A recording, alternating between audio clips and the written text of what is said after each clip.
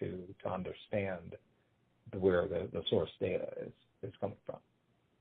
Mm-hmm. How believable, when you look at this right now, is this information presented? I think given the credibility of Purell as a brand, I think the proof points, 79%, 82%, seem reasonable. I'd be a little skeptical of the healthcare claims and the absenteeism claims. That's really hard data. Employee attitude, halo effect, peace of mind, those are softer measures. But, the more clinical stuff around healthcare claims and absenteeism, 24 and 13, that I need a little convincing on. Uh-huh. And why do you think that is? It's just you feel like you kind of said it's softer. Is there any reason that secondary piece of proof points in terms of the Platinum Plan are a little bit less believable for you? Well, I think, from, and this is going to segue into another, you asked about what else would I want to see.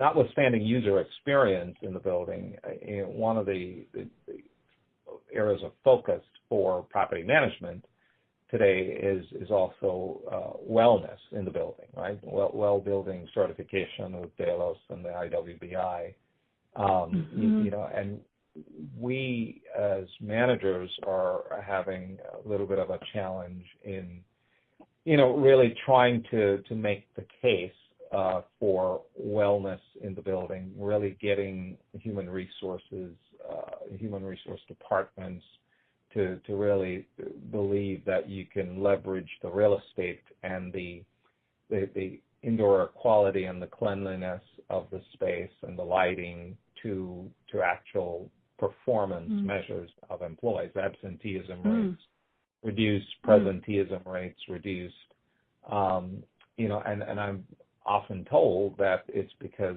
that data is not easy to come by. It's not always consistent from tenant to tenant.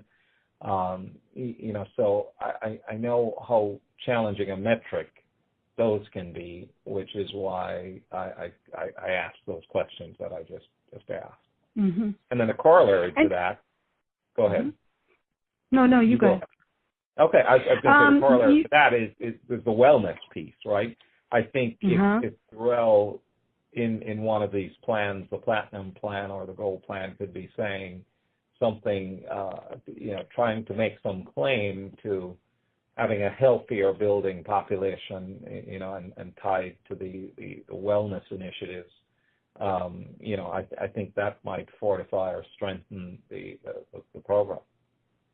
Right. You mentioned, I think it's an acronym after you were talking about this whole wellness.